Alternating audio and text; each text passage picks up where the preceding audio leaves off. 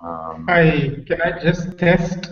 Can people see me, hear me? Oh, how are you, Manoj? So nice to see I'm you. fine. Oh, no, all right. But you have a big echo. Why do you have such an echo?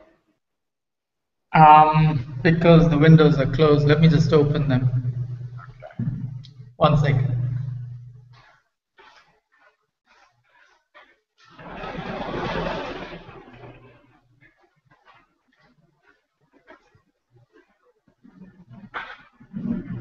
Is that any better?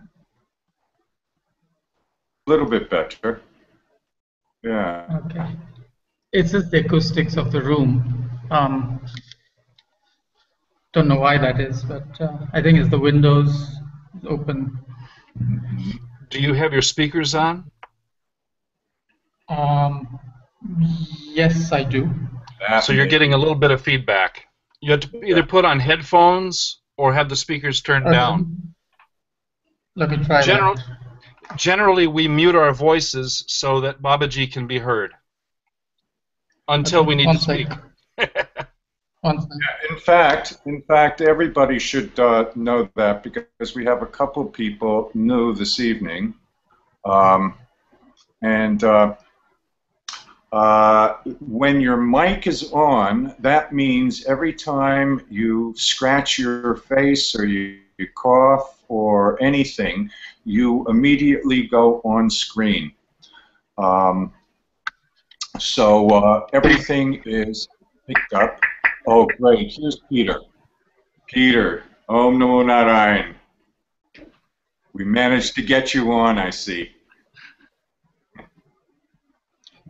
Can I just Okay. test this? How does that sound? Still echoey? It sounds about the same, actually. Okay, I'll just mute my mic. Yeah. Okay, and remember that if you want to say something, you got to turn your mic on. But don't turn my mic off. We had that problem, I think, last week or the week before.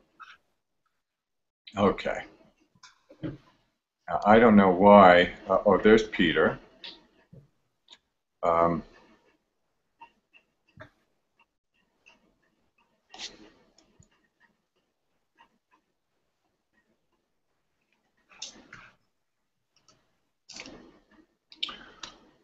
Okay, how many do we have here? 1, 2, 3, 4, 5, 6, 7, 8. Okay, we're covered. We got everybody there. Okay, we can begin. Om Namo Narayan.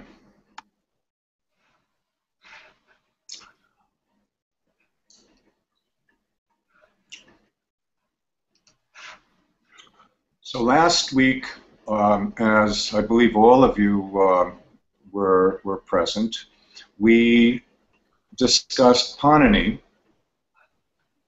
and we could see the foundational role, at least in our modern world of the last 2,500 years, that that he plays in speech. Let me ask one of you to turn on your mic and just tell me that you're hearing me, because I'm getting weird signals on the screen.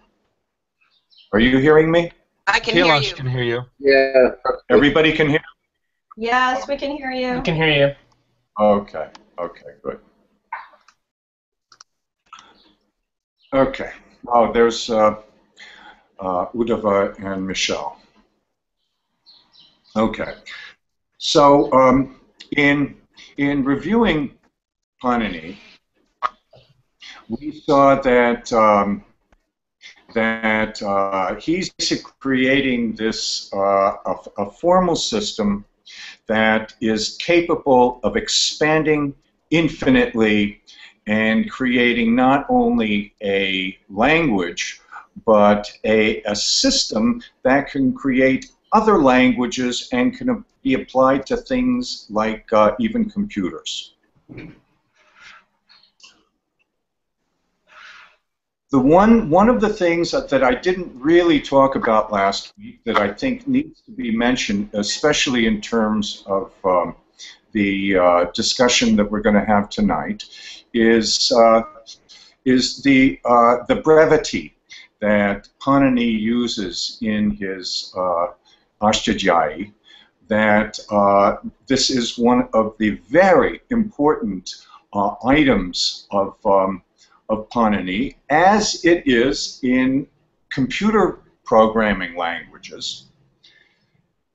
Patanjali goes on in his Mahabhashya later to say that for the grammarian to save or restrict even a half short vowel is equivalent to the birth of a son. So brevity, to be extremely concise and short, and to eliminate anything superfluous is central to Panini's sutras, and it becomes very important, crucial to Patanjali as well. Patanjali is the great commentator on Panini.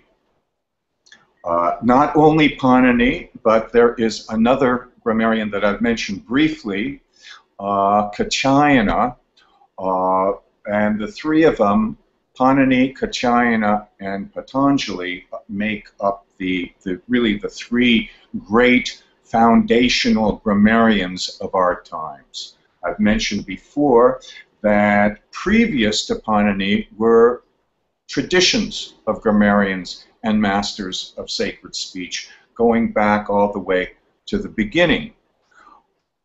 Included among them are 80-some what they call the Aindra grammarians, but this goes back into times where the texts are no longer in existence. Patanjali takes the text and the sutras of Panini and creates a commentary that up until today is the most authoritative commentary on Panini. And it is written in verse. It was composed, not written, excuse me, it was not written. It was composed orally in verse. It is beautiful in its exposition, and it's in the form of a dialogue between the guru and the disciple. In the commentary, he goes over the meta rules and the meta language of Panini. He gives many different examples. He brings up the criticisms of the grammarian Katyayana and sets an example that grammarians, masters of sacred speech, tantrics from Bhartrihari to Abhinavagupta to the present day refer to as the authority. Now, Patanjali has a mythical life, if we want to call it that, as well as his life of producing great works. Patanjali is thought of as the serpent Sheshnag, or Adishesha, or Anantnag. He is the serpent on which the Lord Vishnu rests as his couch in the ocean of milk, and can be thought of as the very foundation of the world. There's a story that Shiva once appeared to Vishnu and did his famous Tandav dance, the same one in which he revealed the 14 Maheshwara Sutras to both Panini and Patanjali.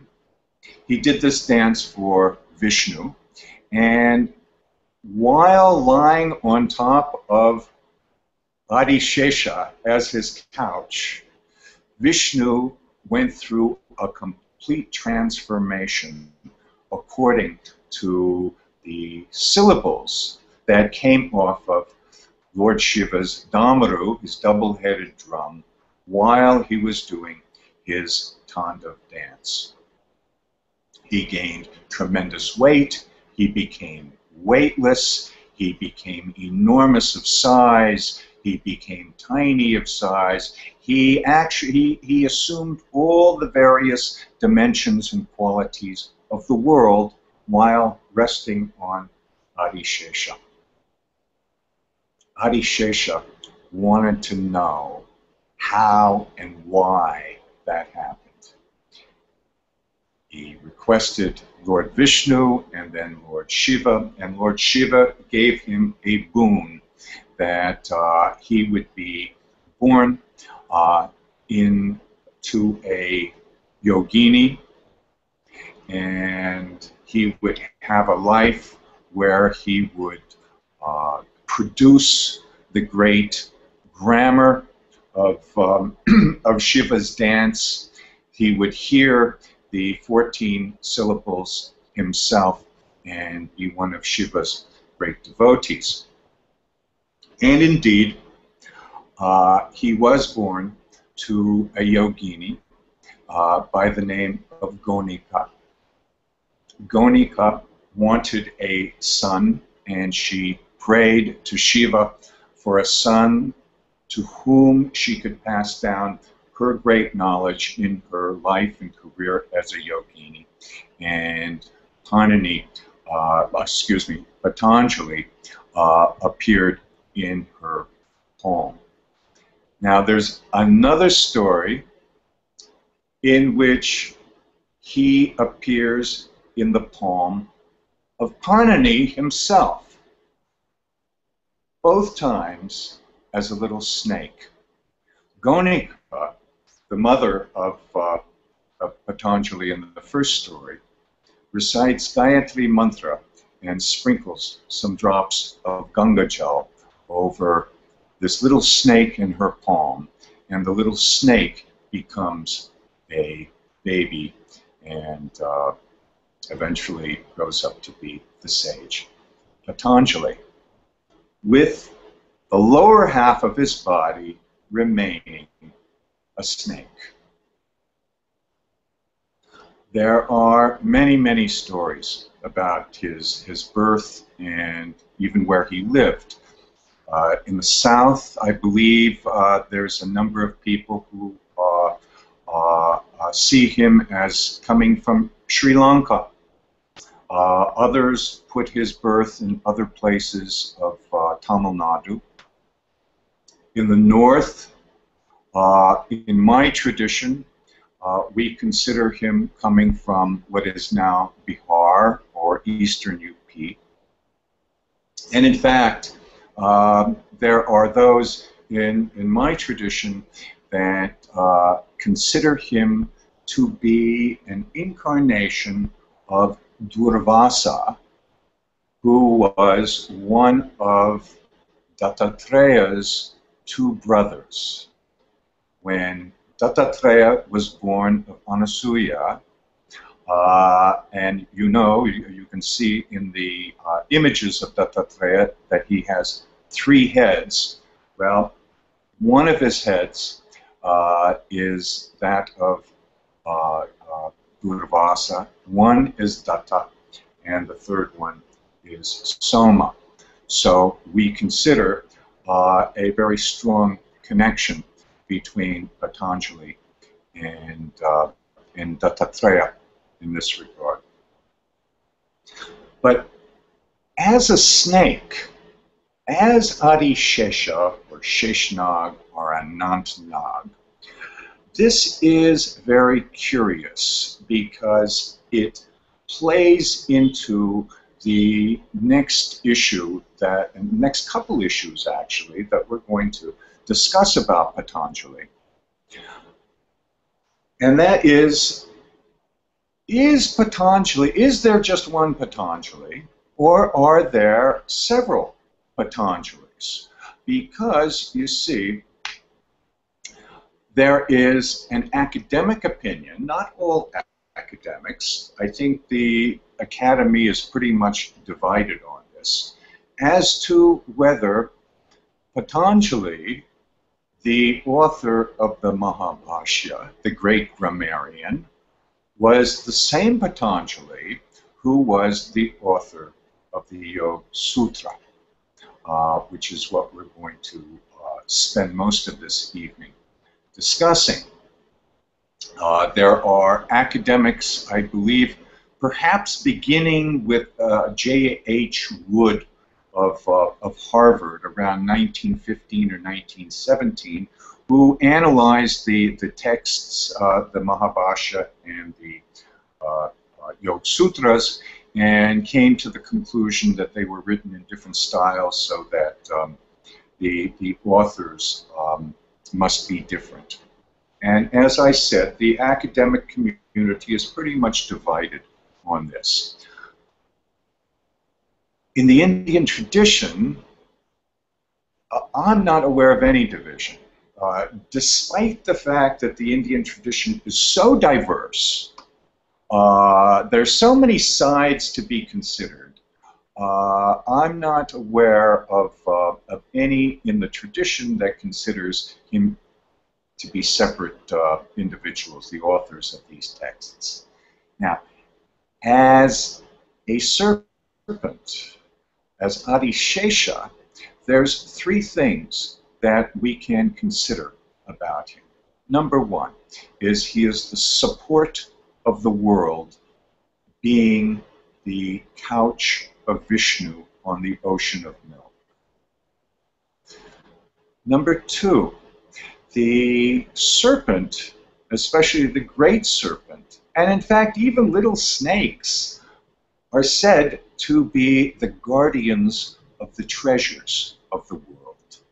That the cobra, for example, hides the jewel that man seeks to discover. So that the serpents are the gatekeepers for the treasures of the earth.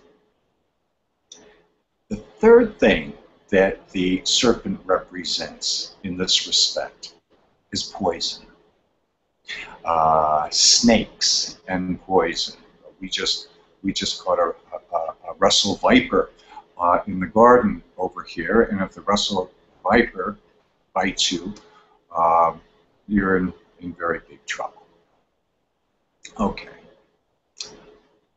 These three qualities of the snakes are recognized by Bhartrihari and Vojdeva in the three texts and the three areas that Patanjali is credited with. It's not just the Mahabhashya and the Yoga Sutras. There's a third text that he is credited with by some, and that is the Charak Samhita, which is pretty much the seminal text of Ayurveda. So we see in the words of Bhartrihari that Patanjali came to purify the mind, the speech, and the body of man.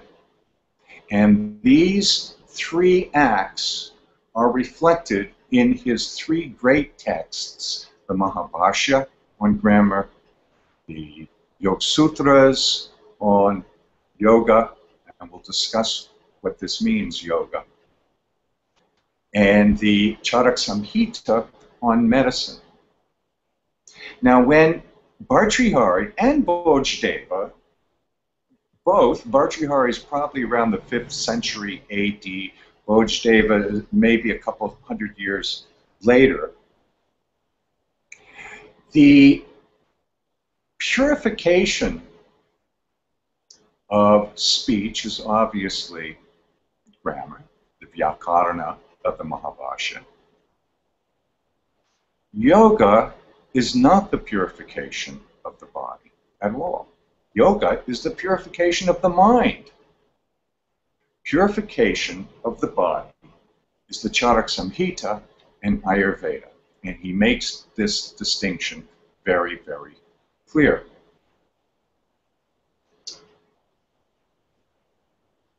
So,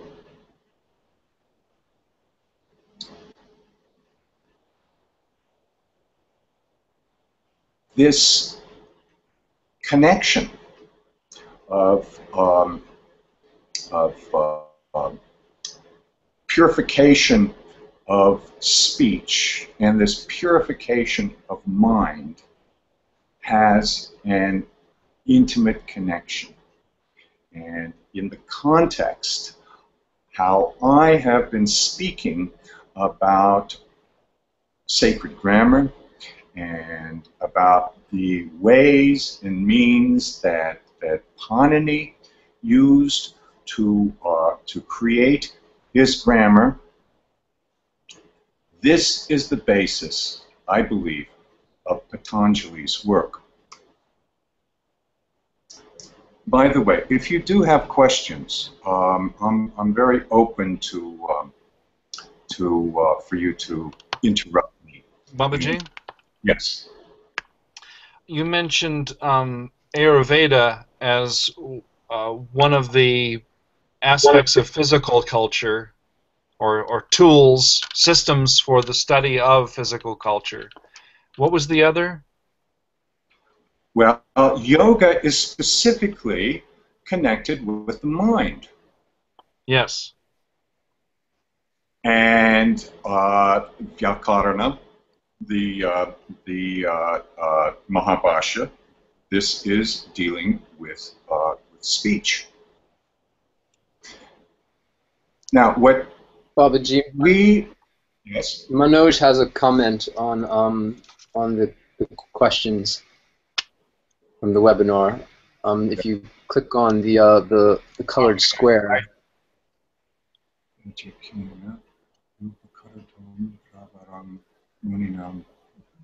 I guess it's easier if I just step in with my mic here. yeah. There is an invocation that's used quite widely, especially in the Iyengar school of yoga, which deals with Patanjali and his the relationship between him and his and what you were talking about of purity of mind, body, and speech. The three karana. This is a very clear invocation invoking the three karanas. Go ahead, Manoj. Sorry for interrupting. No, I just thought I would bring that in here, and whoever's interested can then Google the invocation, and they would find out the exact translation of what the invocation talks about, of how we are bowing down to Patanjali, who is in yoga. He's the well, it talks about mind, chittasa, vacha, body, and the dirt, the malam of the sharir. And then Vaidya Kena. Anyway, it's an invocation bowing down to him, acknowledging that he purifies mind, body, and speech, which is what you were saying. And this is coming out of a considerable diversity of tradition. This invocation, because this invocation could even be coming from either Bhartrihari or Bhojdeva. It looks very familiar to me. I think I've seen it before. It's fairly clear. So one of the things that stands out to me about this is especially those in the last 100 years that have taken the Yoga Sutras to be applicable to physical culture yoga, to think of these things somehow related to physical culture. This is an obvious error because the physical culture is really invested in the Charaka Samhita and is more connected to Ayurveda, the purification and the longevity of the body, than it is to the removal of ignorance and the obtaining of Atma Gyan, self-knowledge, and liberation the vicissitudes and the changes and the suffering of the world, which is very specific in his Yoga Sutras. I'm going to divert for just a second here, because I think that there's 2 points that I want to make before we continue. One is the assumption that we've already discussed in previous classes regarding the progressive nature of human development. That we have an assumption, especially in the post-Enlightenment West, that started out as ignorant primitives, and slowly we became sophisticated culturally, and now we're at the pinnacle of culture. And this may make sense with our current discourse and with our education, but it stands at odds with some other cultures. And the traditional culture of India really looks at it almost opposite to this. That if we look at the thinking on the ages of man, man starts in this perfect state of total enlightenment in the Garden of Eden and so forth, and slowly falls until he reaches the current Kali Yuga, which is the lowest state of man. And I'm not saying that to obviously convince anybody that this is the case. This is an observation, but a reflection of this observation is to consider the grammarians that we are talking about, Panini, Patanjali, Bhartrihari. We'll go on to talk about Abhinavagupta. And it's not that Panini created a text and Patanjali then refined it and made it better, and then it went on to the next stage where Bhartrihari developed a sophisticated philosophy, and Abhinavagupta was able to universalize this. Actually, the way that I see it, and the way that I'm informed by my tradition, is that Panini didn't have to create almost a self-commentary on Ashtadhyayi.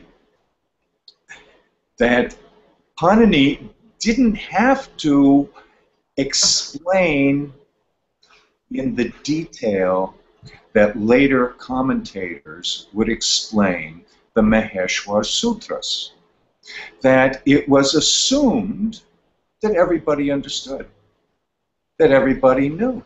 In the same way that a Panini wasn't even required 1,000 years or 2,000 years before Panini, because the knowledge that Panini gave us all in his Ashtadhyayi was common knowledge a couple thousand years before his time. So as the times change, and as traditions and knowledge actually become weaker according to the Indian tradition, then more and more developed commentary is required to bring the knowledge into the current circumstances of time and place, to keep the knowledge current. But this does not really enlarge or increase the knowledge. This is actually a decreasing of the knowledge. Babaji? Okay. Yes. I've heard, I think, other folks suggest that that there are sometimes incredible spiritual geniuses who come up with extraordinary statements first orally and then finally captured in writing. But they don't represent the rank and file, the general population. That is to say, there's a lot of depth, but there's not much breadth. What say you to that? That is an excellent point, because we can take somebody like Adi Shankaracharya, who in all the academic, scholastic texts you read, even the traditional texts, Adi Shankara is really seen to represent a major piece of Indian culture, especially traditional Indian culture. And you're right, Kailash, that he doesn't really represent the broad encompassing of Indian culture, that he actually represents a very kind of elite and specific thinking and social organization of Brahmins. But you see, to me, what is so fascinating about Indian culture is its diversity. That really, to come up with these monoliths of Indian thinking or philosophy or religion, these universalizing of these Indian traditions and ways, is really a huge illusion, because the reality of Indian traditions is that it's all local. It's local in terms of the family, it's local in terms of guru-disciple relationships, it's local in terms of the various sects and sampradayas and traditions. Everything is local. The authority on almost any matter or issue is not a scripture, is not a text, but is a person. It is the guru lineage, the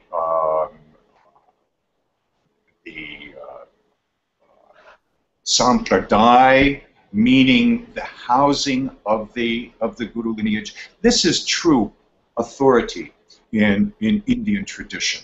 So that it's an excellent point that you made, Kailash, that these broad areas of thought are really somewhat artificial. We can see this very much, actually, in Patanjali. Patanjali is a figure that is almost universally accepted in India as the great authority, whether we're thinking of speech or yoga. And yet, if you look at the commentaries on the Yoga Sutras, and you look at the references made by various commentators, classical commentators. I mean, I'm speaking of Madhvacharya and Shankara and Vyasa and people like this, that there's actually a great deal of discussion and debate. One of the primary areas of discussion and debate is what was Patanjali in terms of a philosophical system? Where did he stand among the philosophical systems? Was he a votary of Sankhya, which in many ways can be seen as a dualistic system that recognized the existence of two separate things of spirit and matter? Or was he an Advaitin? Was he a non-dualist? Did he see reality as apparent reality as false, as an illusion, or are there two ultimate things, like I say, spirit and matter? And this is a very long discussion, and it's far from conclusive.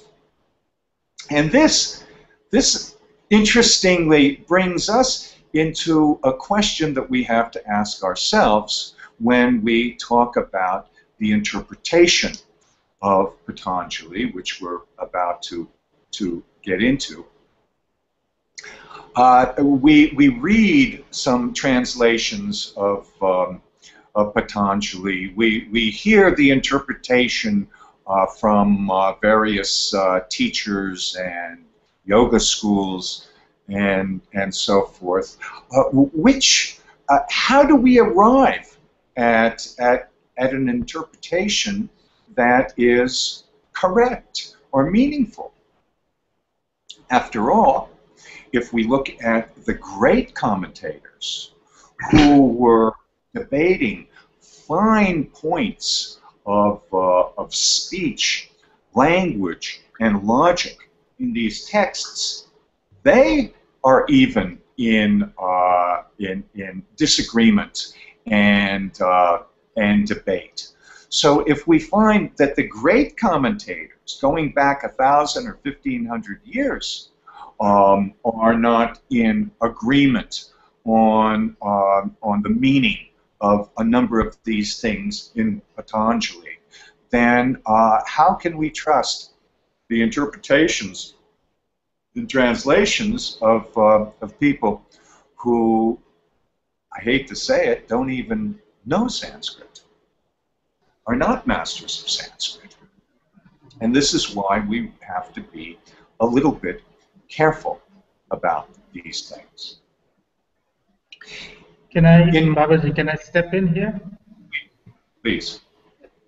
I have typed a question, so instead of me actually repeating that question, maybe you just want to read that. I think everybody else can read the question. Okay. Doesn't feel with greater access to either through sadhana or through whom she chooses speech. Okay. This is what I would. Did everybody read that question? Well, let me just read it so that we're all on the same page. Referring to Kailash's point, assuming I got him right, are these chosen few those with greater access to Vagdevi Vak's speech, either through sadhana or through whom she chooses? Speech, of course, being what the universe is. In a sense, the universe revealing itself in a more powerful way through these sages. I would say that most people in these traditions, most of the commentators, if not all the great commentators in Indian tradition, were hyper aware of speech. And as we will go on to see in the coming weeks, what seems to be a almost rigid constructivism that follows Immanuel Kant all the way up to the present day was actually even more rigid with Bhartrihari.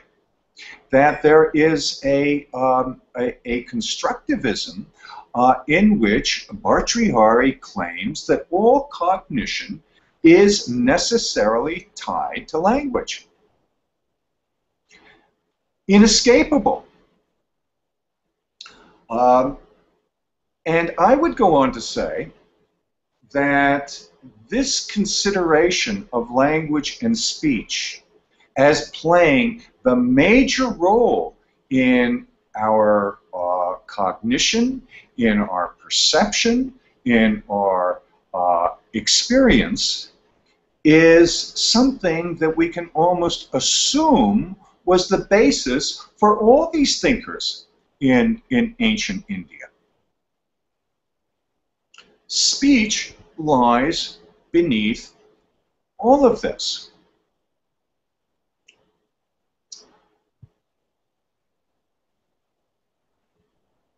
Now,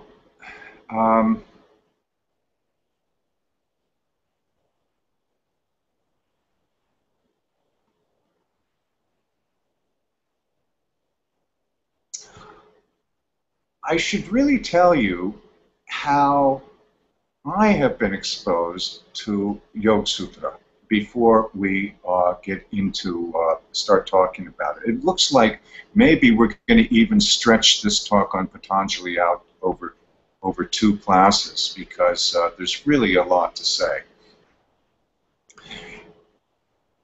In my case, I probably read through the Yoga Sutras in an English translation, not really knowing what I was looking at, before I left India in the 60s.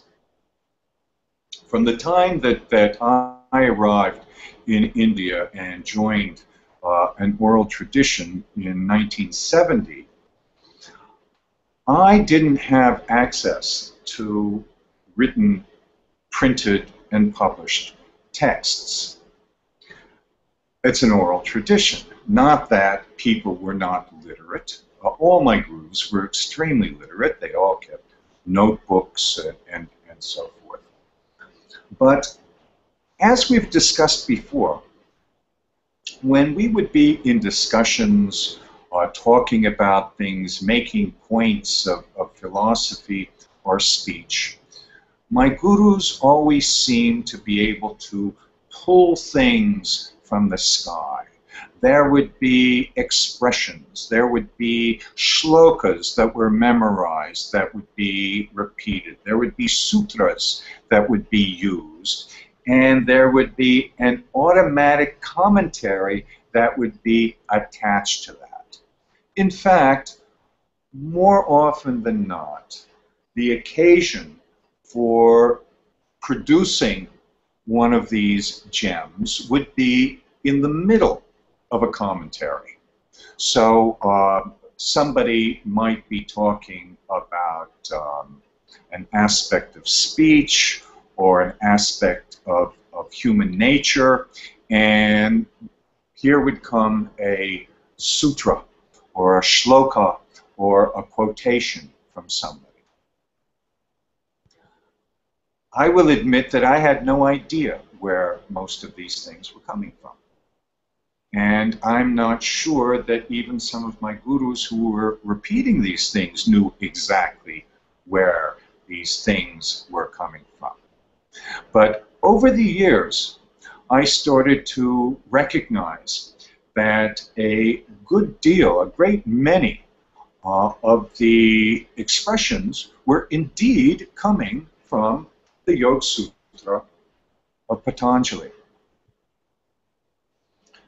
Many of the common expressions used in the jargon of an oral ascetic tradition are borrowed expressions, borrowed from sources such as the Yoga Sutra of Patanjali, commentaries of Adi Shankara, and collections of stotras and shlokas such as the Avadhuta Gita.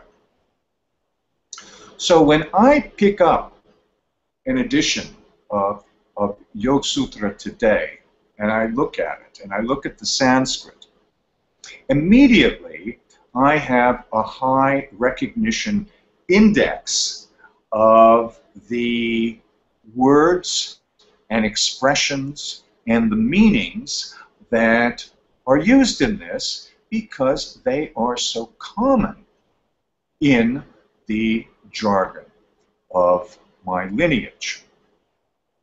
So this is pretty much my access, besides, of course, having studied Sanskrit for several years, 45 years ago, and it's not as as sharp as it once may have been. But so when I look at Patanjali's Yoga Sutras today, I am bringing into that my prejudices, my assumptions include the jargon from my oral tradition and the way that many of these terms and phrases are used. I'm bringing in the assumption and the prejudice that that I believe Patanjali was assuming that that language and speech is completely instrumental in all cognition.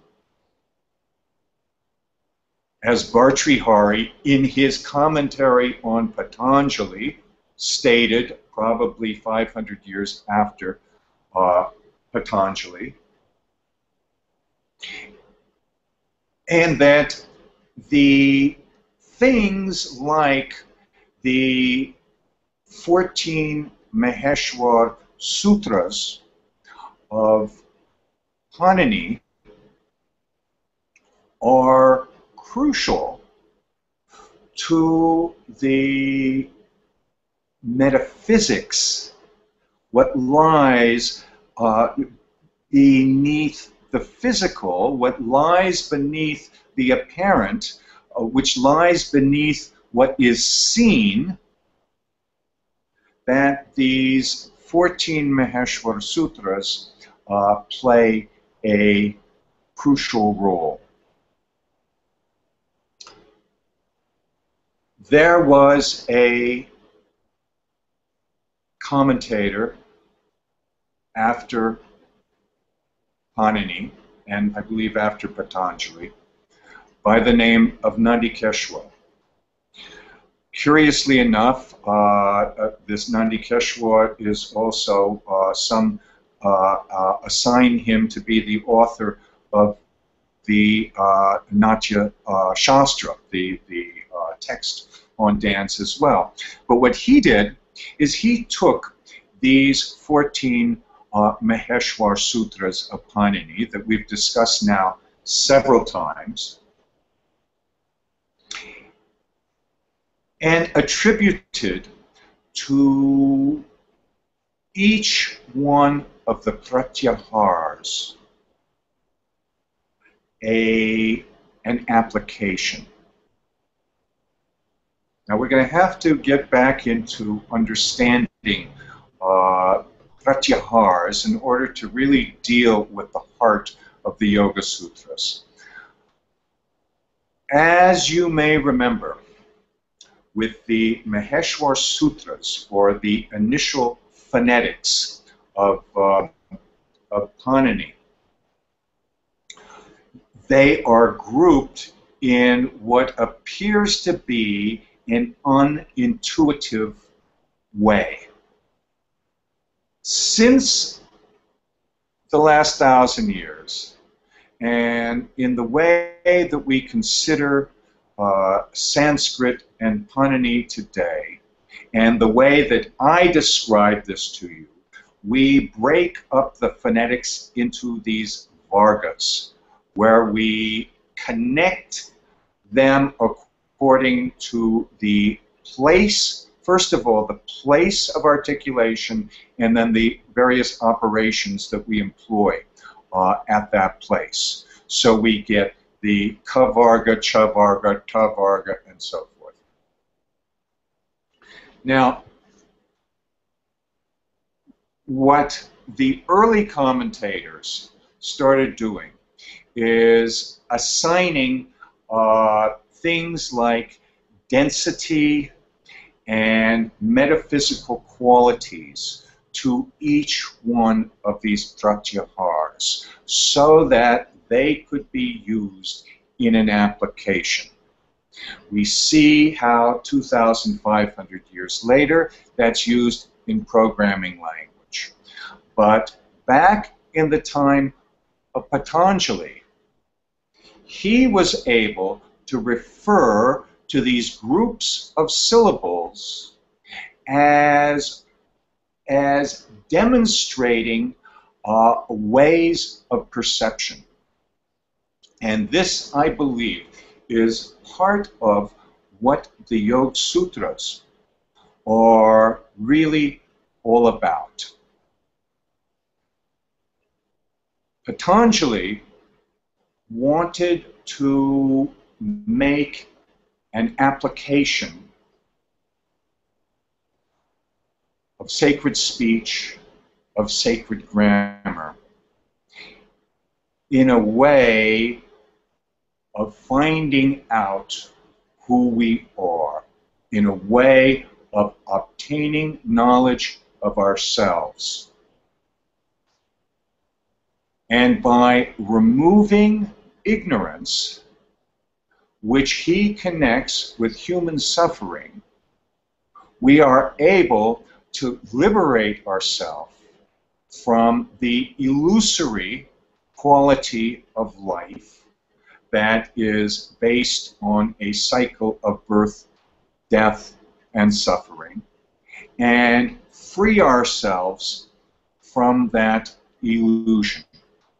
So that the Yoga Sutras are the means of actually achieving that, applying the principles, the meta-language, and the meta-rules of Panini in such a way that we can free ourselves from the bondages and the limitations of the world. So we can start getting into the Yoga Sutra itself.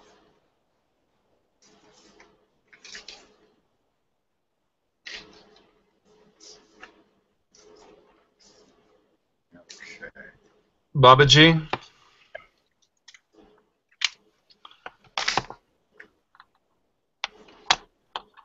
Yes, were you going to say something? Yes, Babaji. I was wondering if it's a fair summary to say then that the understanding that we are reflecting on of language is that ideally the sacred syllables are the tools that we use to achieve sort of the optimization of experience in the world. I think that's pretty close. Can you say that once more? That we use the sacred syllables as tools by which to achieve an optimized experience in the world. Yes, I think that you're making a strong point there.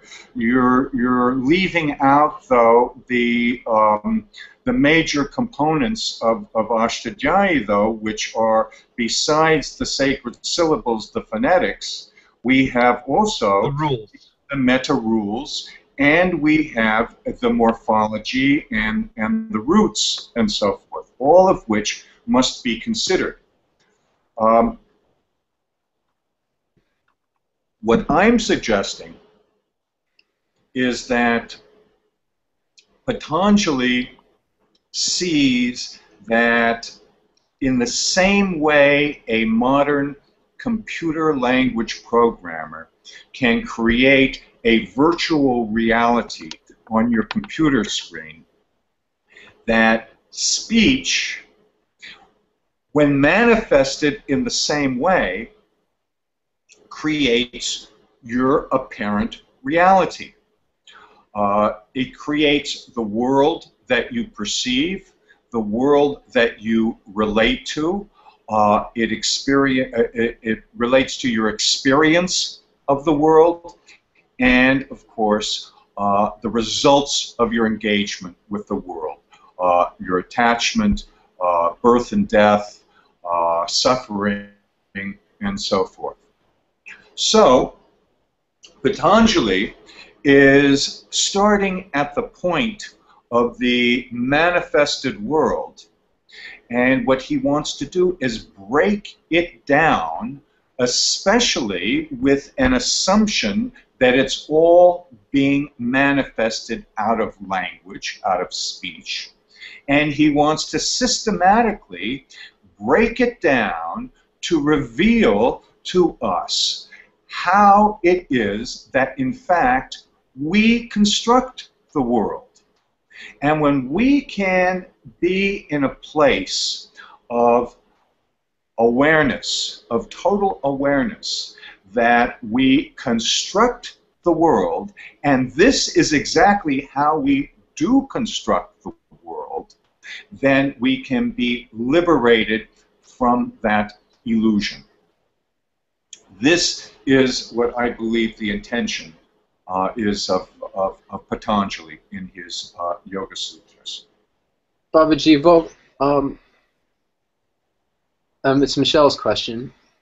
No, Volker, yeah, she's right. Volker has a question. He says, Babaji, were the Yoga Sutras written, or were they passed as an oral tradition and then written? Yes, Volker, they were not written. This is oral tradition, and many years after they were composed, they were written down and published, edited and published in a somewhat responsible way.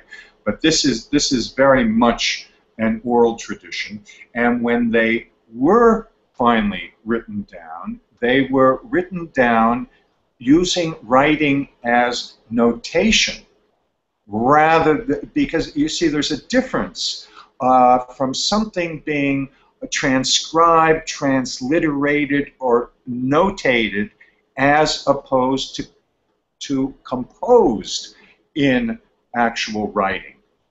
There is a complete difference of nature that you compose very differently orally than you do in writing. So necessarily so, these traditions were oral. They only really work in an oral sense.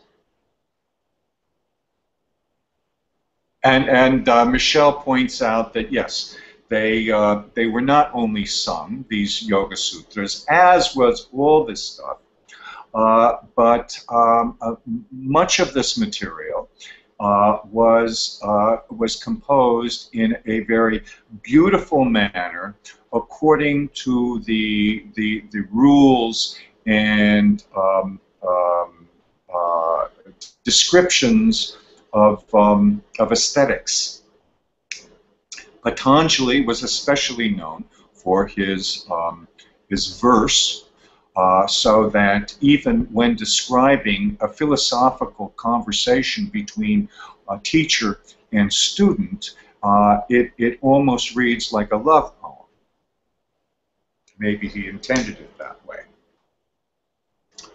Okay, so back to Yoga Sutra in terms of what he was doing. We can think of the Yoga Sutra being broken up into 4 distinct areas. We start with Samadhi Pada, we go on to Sadhana Pada, we have Vibhuti Pada, and finally Kaivalya Pada. Now the first one will be a sort of a description. This will be the setup. This will be where what is introduced is what I believe the main character in for much of the Yoga Sutras, and certainly in Samadhi Pada, which is chitta. And this expression chitta-vritti, this will be the main character. Further on, we will he will discuss, well, how do we work with this? And he will give us 2 ways of working with this that warrant a great deal of discussion. The first one is simply abhyasa, which is practice. What does practice mean? What is it that we're practicing? And its twin, the twin of practice, is vairagya, which is dispassion in terms of how we would translate it into English. But more than dispassion, this is an attitude that reflects the ascetic, that reflects the rishi, that reflects Shiva himself. And this vairagya, this dispassion, goes into many different sort of forms, from the way that one speaks, to the way that one thinks, to the way that one relates to the world, to the way that one dresses. And one of the marks of this, of course, is the ashes, the vibhuti, which becomes, in fact, the name of the third portion of Yoga Sutras. So the final aspect of the first Samadhi Pada of the Yoga Sutra introduces this fascinating concept that we could spend probably a whole session just understanding what's involved here, which is the introduction of this word, Ishvara. What does this word Ishvara mean?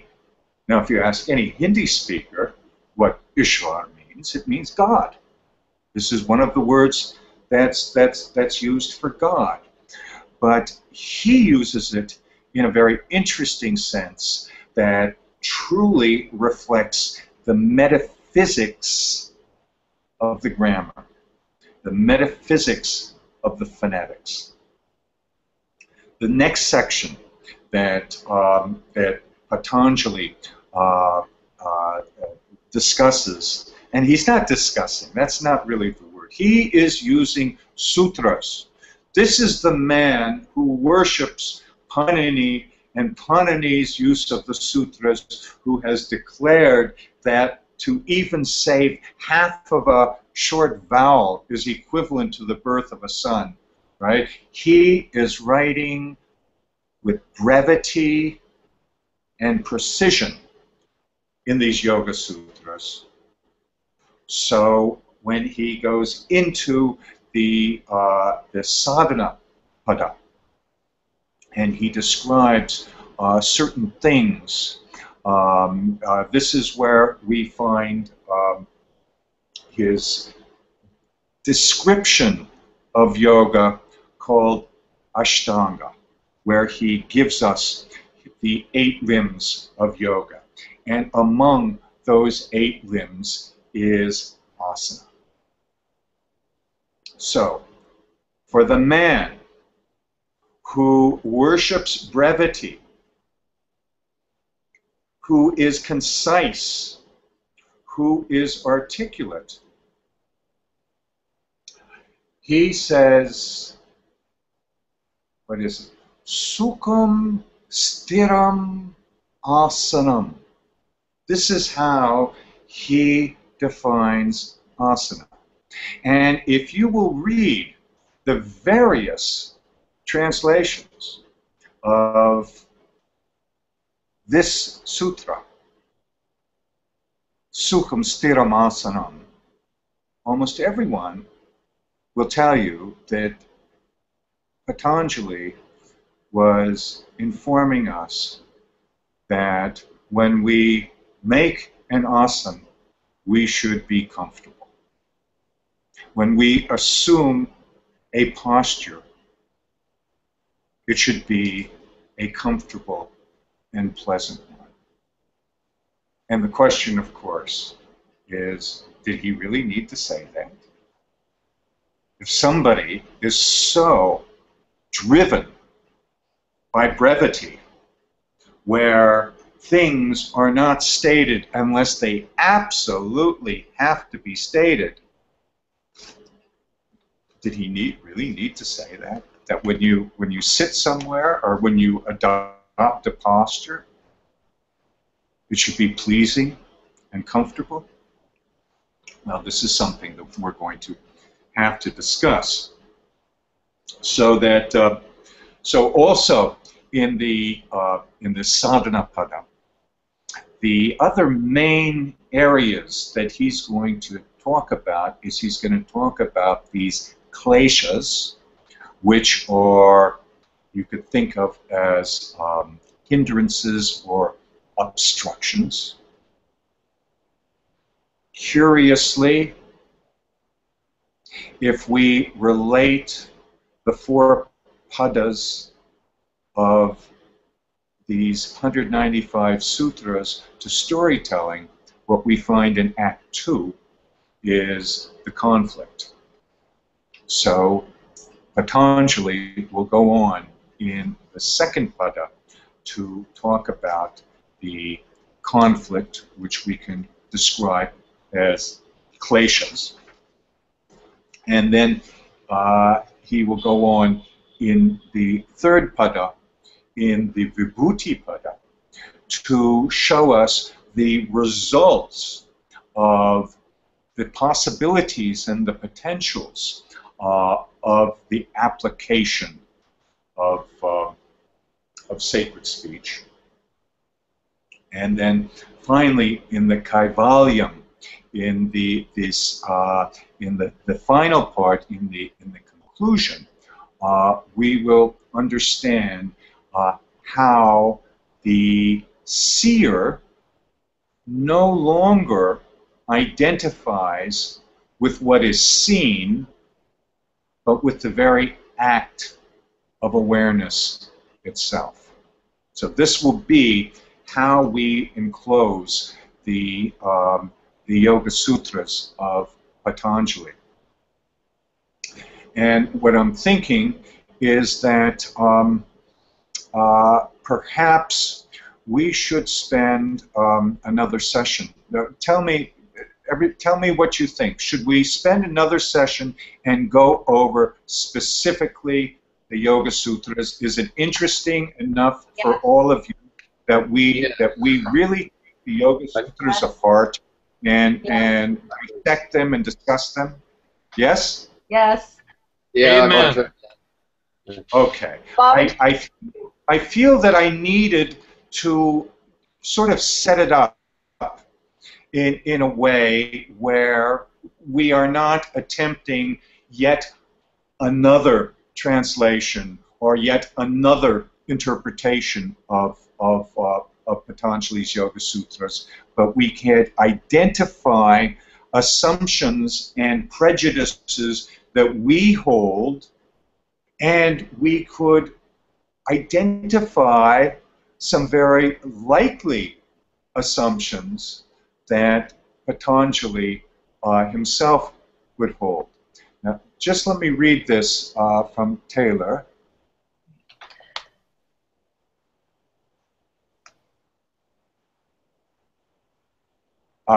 She's writing, this reminds me of the saying that you can interpret a sacred text writing, however, you cannot interpret the words of your guru in whatever way you want.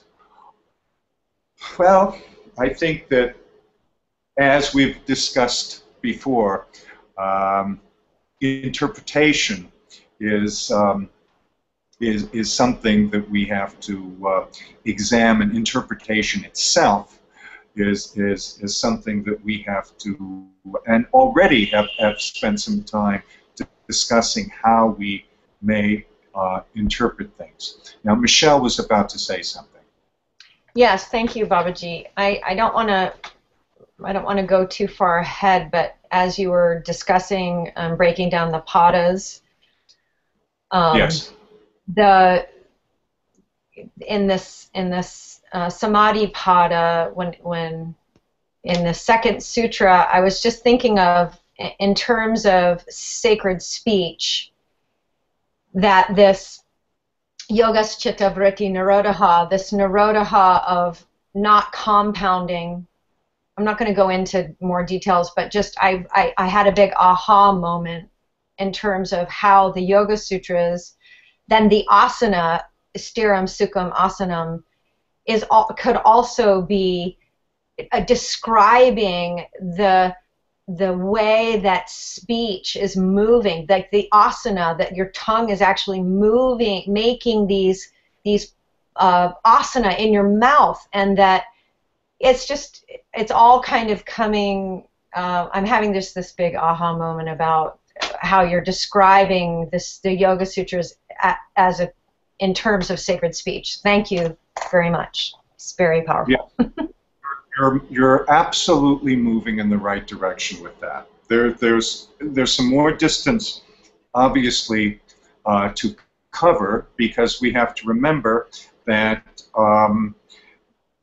that whereas Patanjali is being informed by speech and by grammar, and where he is making an assumption that anybody that would be hearing Yoga Sutra would also be informed by speech and grammar.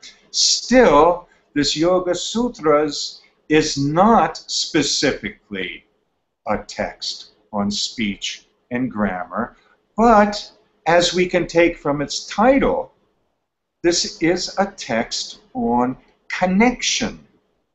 Yoga, joining, connecting something, and connecting something in such a way where speech is going to play a very major role. And you, of course, pointed out one of the sutras that we do have to spend some time discussing. In fact, I'll point out that there off the top of my mind, there would be three that we really should be speaking about. One is this Chitta Vritti Nirodha, and the other is, as I mentioned, this Sukham Sthiramasanam. And the third one, of course, is this Yam Niyamasana Pranayam Pratyahar Dharan Dhyan Samadhi, because this is extremely significant, all of this. What you will find in many of the translations and the interpretations, that chitti is thought of as mind, and I will argue against this. That chitti, as far as I have always understood, we're referring to consciousness. But in this sutra, what is it? It's a yogas chitta vritti nirodha. So if you would break this down in terms of Sanskrit grammar, you get yogaha chitta vritti nirodha. Okay. So in other words, there are not four words there. This is not yoga plus chitti plus vritti plus nirodha. That, according to Sanskrit grammar, this is two words. You have yoga, and you have a compound, a samasa, of three words consisting of chitta vritti and nirodha. Chitta vritti, together, when you combine chitta and vritti, and have one expression, chitta vritti, then I believe that could be possibly used as mind. Because that we could see as the movements of consciousness.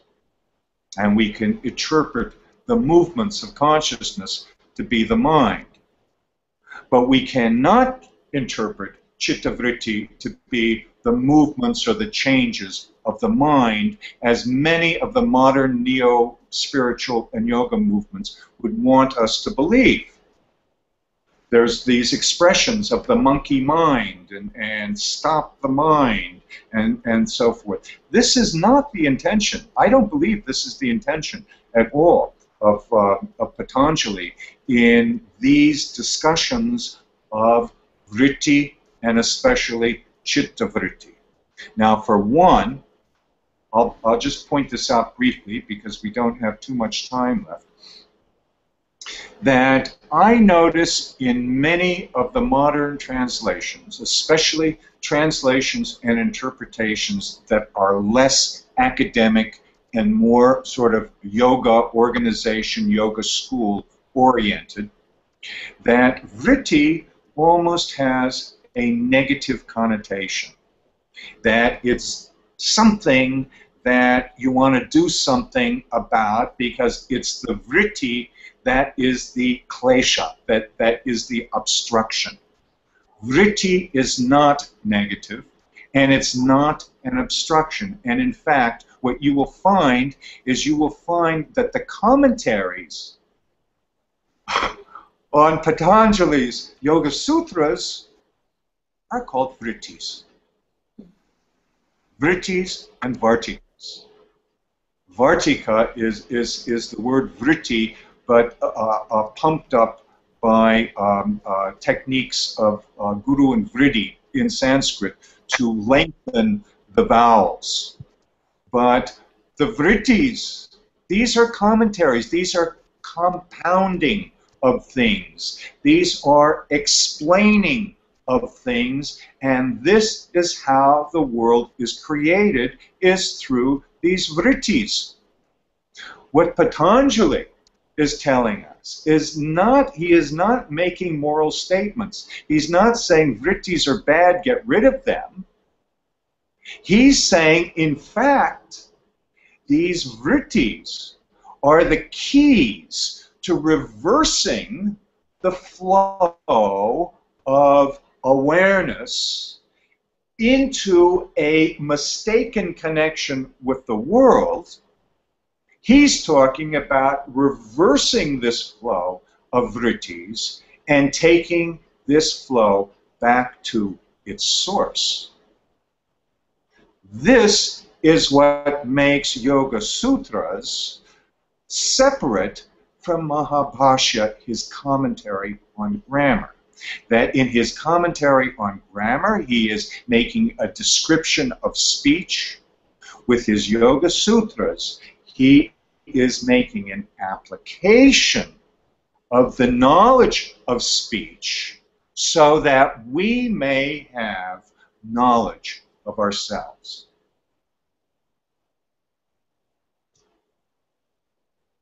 Yes?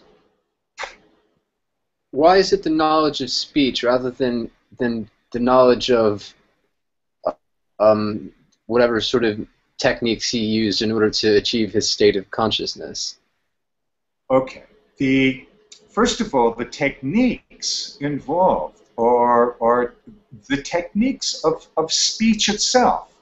The recognizing the resemblances and correspondences that we discussed 3 or 4 classes ago, understanding how syllables, words, and sentences connect in terms of these resemblances and correspondences.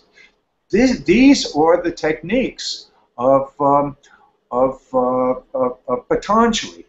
However, there's 2 very important things that, as I mentioned in the first Samadhi Pada, he brings to the forefront. The first one is abhyasa, right? Abhyas is practice and steady practice. And we have to understand what this means in terms of speech itself. And the other one is vairagya, which is actually the most important thing. And in fact, if you asked any of my gurus, what is the actual practice of yoga, what is the actual sadhana of yoga, they would most likely say it's vairagya, it's tapasya. This is the actual practice, the physical practice, the physical culture of yoga is vairagya. Hari? So the physical practice of yoga is one of the 2. It's the vairagya. is the Vairagya. Yeah. I mean, this traditionally speaking. Yeah. I'm speaking from the point of view of an oral tradition, that is described as an oral tradition of yogis, whatever that means these days. But in terms of tradition, what is called or are considered yogis. Manoj has a... Babaji, can you? Yeah. Okay. Go ahead. Yeah. My question. Did you manage to read my question? Yeah, I can read it out. why don't you repeat it out loud? Okay. I said, if I understand you correctly about meta rules and pratyahar, does this mean we do not take the sutras to have a literal meaning necessarily? I'm not very clear on this and the comparison with Panini and his pratyahars. Okay. In other words, how important are these rules of grammar to understanding the Yoga Sutra? Oh, I think that they're very important. I mean,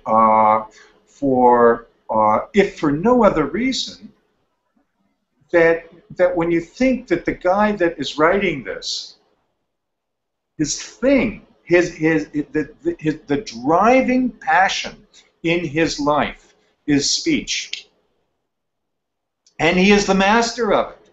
He doesn't even have a lower half of his body. It's the coils of a snake, right, below his waist. Right? This is a man that is totally concerned with speech and language, and now he writes this incredibly terse set of 195 very short sutras, shorter than our English sentences, half the size of the average English sentence in a book. Now, how are these to be interpreted? And the only way that these are really going to be interpreted is by people who understand these meta rules and this meta language and this use of phonetics and phonetic roots in order to create a world. So it becomes vitally important. And the other thing is this, is that we know by our common speech with our friends and family and so forth, that there are elements in our speech that may relate to films, music, stories from childhood. We might say, oh, she had a real Cinderella life. Okay. Now imagine going 2,000 years in the future and coming up with some of these expressions and jargon that relate to stories and films and music, and try and make any sense out of it.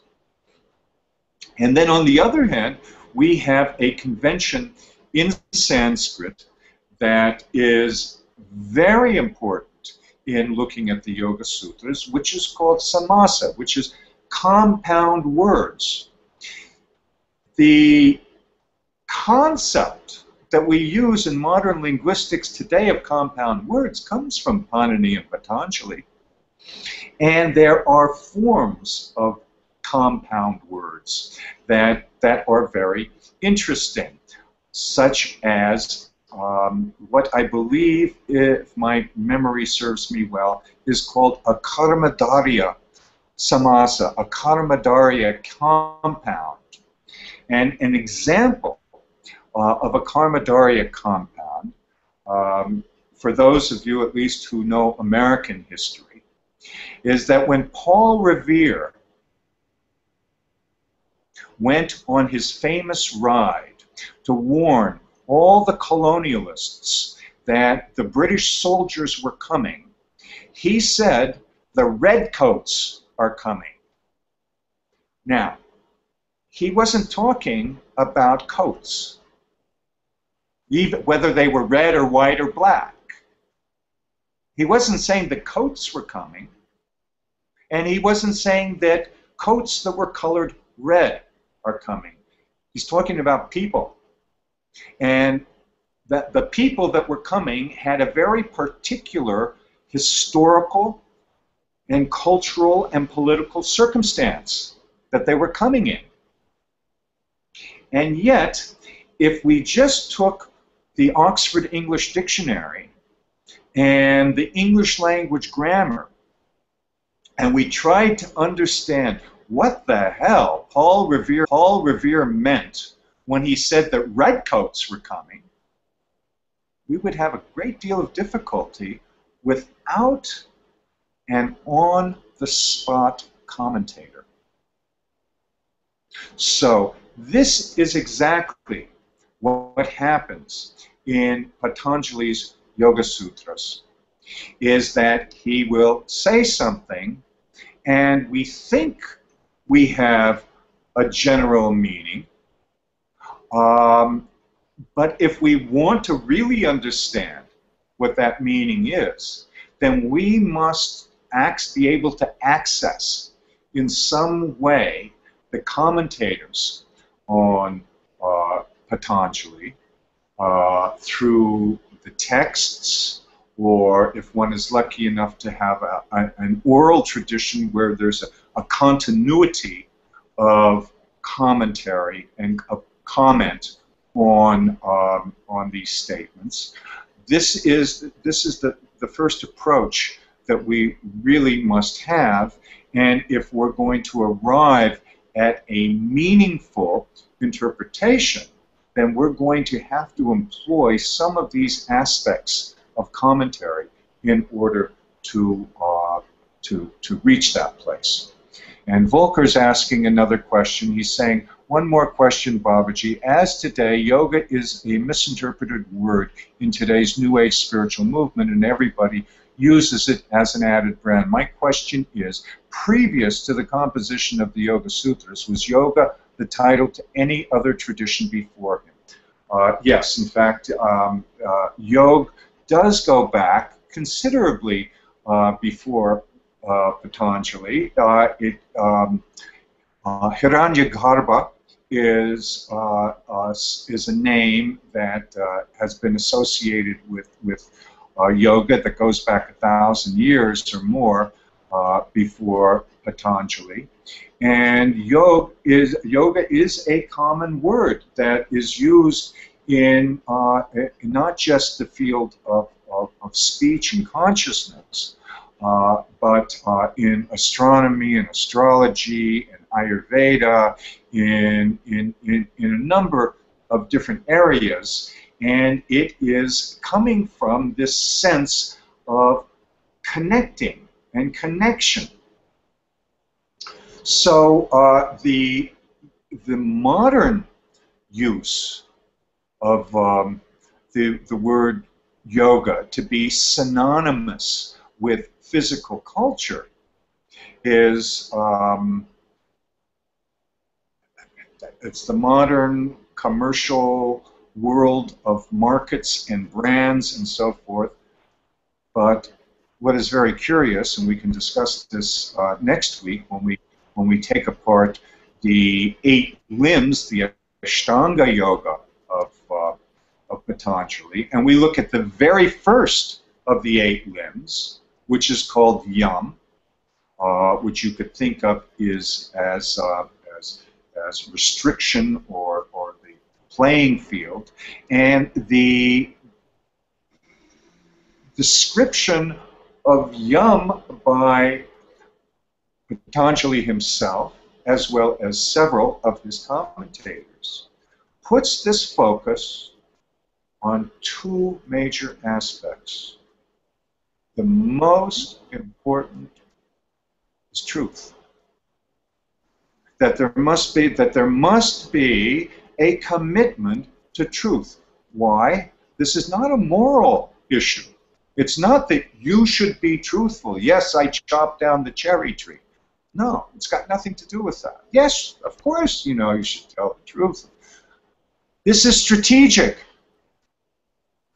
If you want to find the truth, if you want to find the truth of yourself, if you want to find the knowledge of yourself, then you have to operate within a world of truth. If anything goes, then what you find out in the end also is anything go. So truth is absolutely essential. And then the second thing is ahimsa, nonviolence. And I'm not talking about not stepping on insects. And by the way, there's a story of Patanjali. One of the reasons why he asked Lord Shiva to give him the lower half of the body of a snake is because he didn't want to step on any insects. And snakes don't step on insects because they slither. But really, the ahimsa, the nonviolence of Patanjali, goes much further than not stepping on insects or killing mosquitoes. A number of you have heard me use this expression, epistemic violence. To do violence to an episteme. An episteme is an element, a basic element of knowledge in the same way that a phoneme is a basic element of articulation. To commit violence on the object of your study will change that object so that it's no longer what you were studying. And if you learn the truth of an episteme that you have changed, where's the value? So the two primary aspects of Patanjali's very first limb, anga, of the 8 limbs, the Ashta Anga, is yam, which we think of as the playing field, and most importantly, that there must be truth strategically, and there must be nonviolence.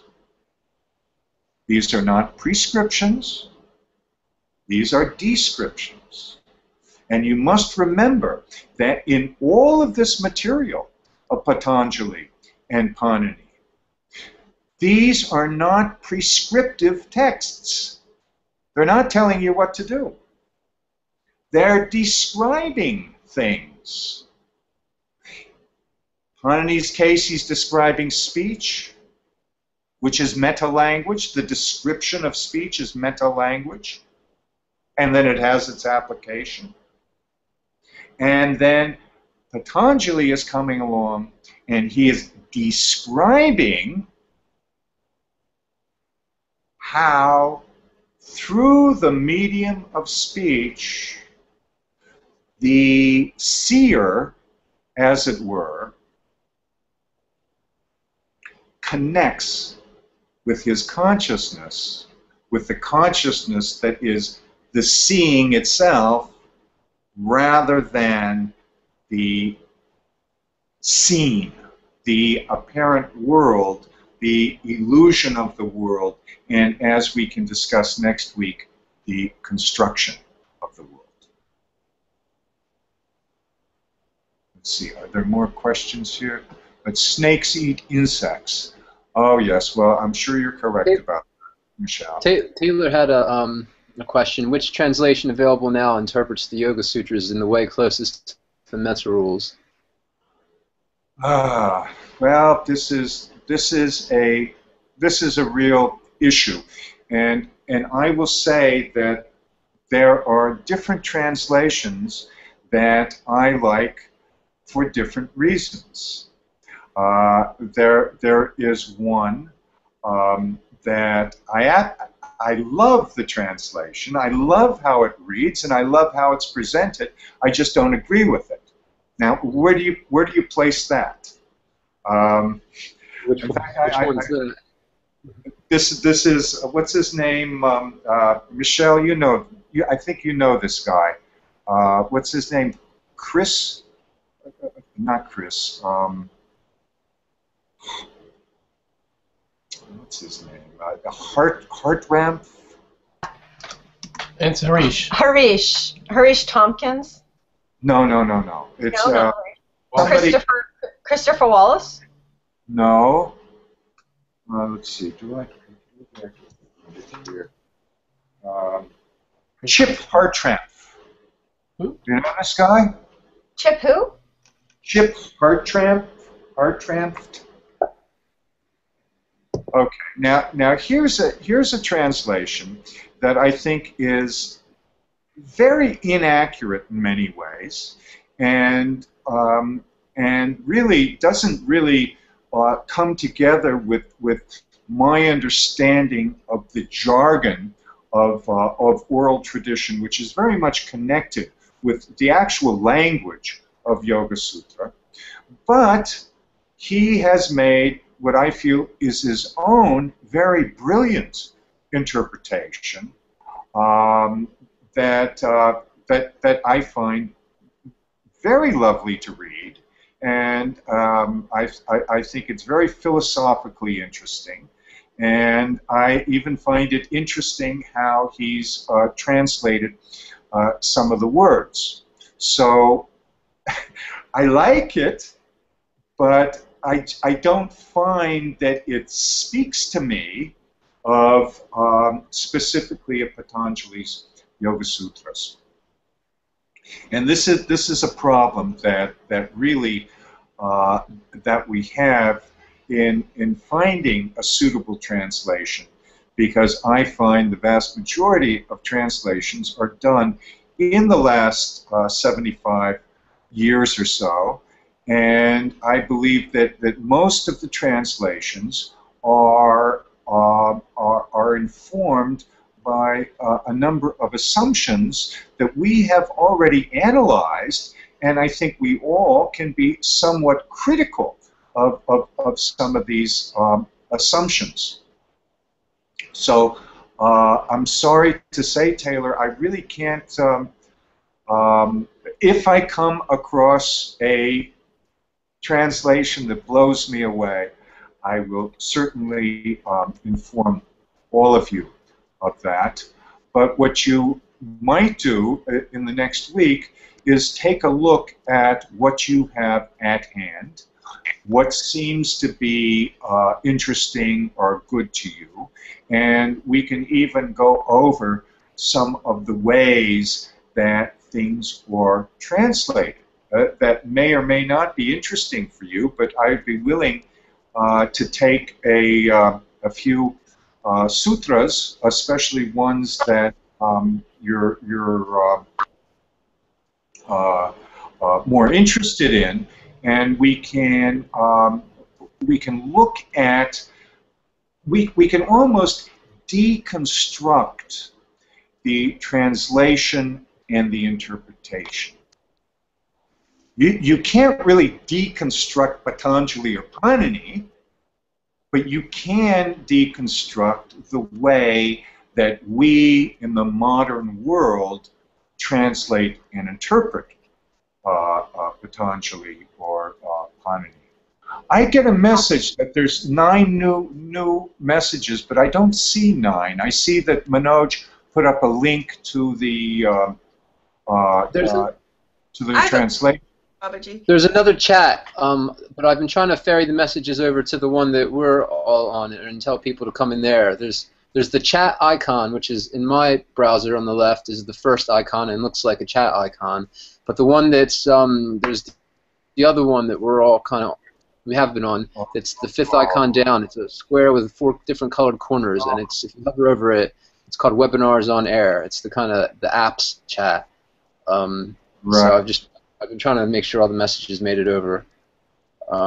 Maybe at one point we can get together and figure out how we can consolidate the 2 chat things so that it's not so confusing.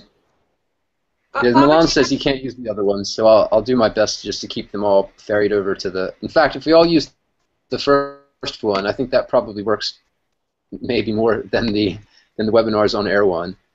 Okay. Yeah, let's try that.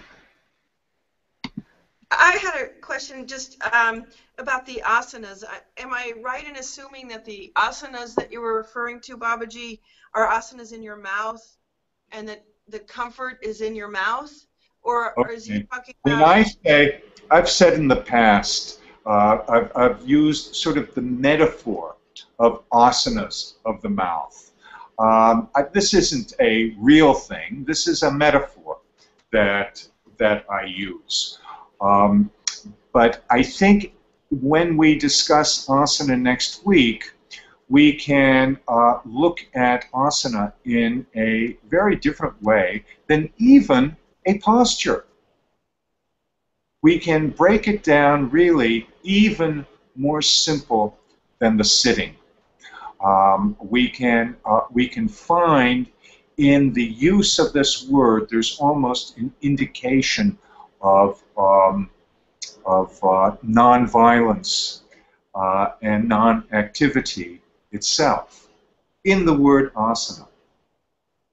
But certainly, I just don't see how it could really be related to physical culture at all, especially the kind of physical culture that is employed in the modern yoga movement.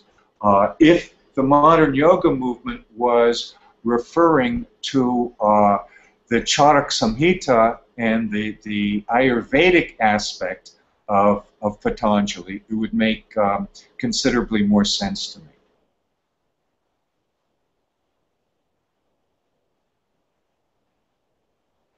Okay, so how are we doing now? So I think that we should probably wrap up now. I would suggest that all of you take some looks at Yoga Sutra over the coming week. There's all sorts of things on internet that you can look at, or you can go out and buy a hard copy. I don't even think it really matters that much, as long as what is in your mind when you're reading this stuff is that you're not reading this for its information. You're reading this to see how somebody is presenting this information. And this is what is going to become interesting to us. Not that we're going through this person, this translator or interpreter, to reach Patanjali, but rather we can use this interpreter or translator to identify assumptions and kleshas that are creating hindrances for us in our own understanding, of this tradition of sacred speech, but much more important, in the understanding of who we are and how we access who we are. Babaji? Michelle? That just, when you were talking about Satya and Himsa, what you just said is that I think a lot of people in the West look at a commentary, and instead of seeing it as a way, an indication of a lens that the commentator is seeing the world through, they take it as truth, as Satya. Yeah. Well, this is putting everything into ideological terms, moral and ideological terms. And as most of you know, is that I try and stay as far away from ideology as I can. And I think one of the big differences that you'll see in different interpretations, especially the way that in general I would interpret Patanjali as opposed to most of what you see on the marketplace, is that the marketplace is looking for an ideology to place Patanjali and Yoga Sutras within. That there is an ideology, something to believe in, something that the debates are ideological debates, and where I'm coming from, what I'm telling you is that the debates are not ideological, that the debates are in terms of interpretation and how the interpretation, the methodology of interpretation is relating to speech and language itself. I have a question here which I typed out. I've been doing some reading on the roots, the stems in Sanskrit words, and I read the other day that the root for Satya is us, to be. I'm wondering if that kind of approach would help. Let's say, Satya, I believe, is derived from us, to be, to exist. The same, I'm wondering if something like asana is derived from us, just to be, like sitting down, to me suggests to be. I'm trying to relate all these language rules and stems with getting a deeper kind of meaning to what is just in front of my face. I think that that does make sense to me, and I think that it informs you in a more general sense. I myself, I don't really like etymology. I think that etymology is very, very misleading. But having said that, it is also helpful in seeing where expressions may be coming from. In Sanskrit, to be an amateur etymologist is really, it can't possibly get us anywhere.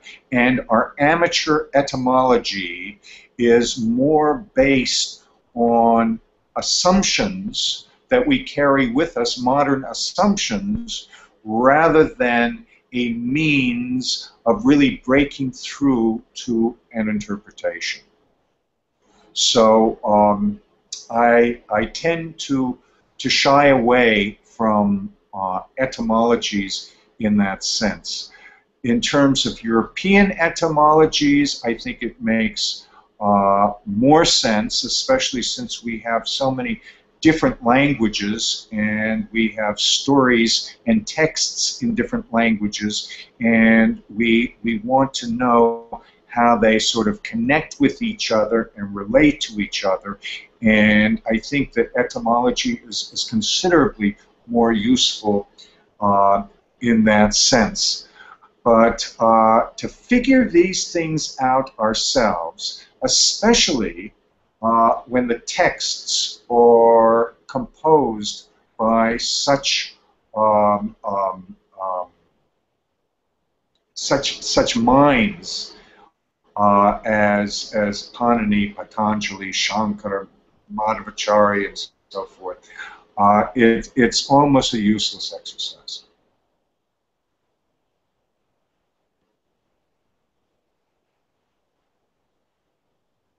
I get the feeling that the internet gods are starting to frown on us. So, I think I'll take this opportunity to wrap up for tonight, or daytime for you. And I'll see you all next week. And communicate with me during the week to the community page. Let me know your questions and comments so that we can go through the Yoga Sutras next week. Om Namo Narayan. Om Namo Narayan.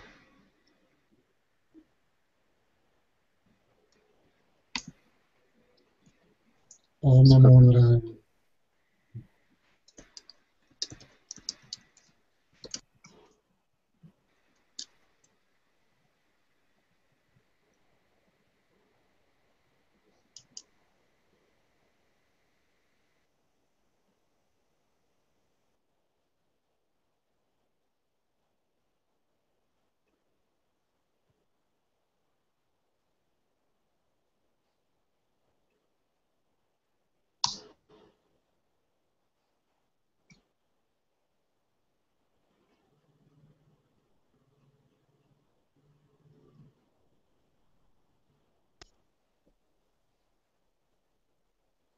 Hi, Babaji. I didn't know whether you were too tired to talk, whether this would be a good time or We're or still another connected.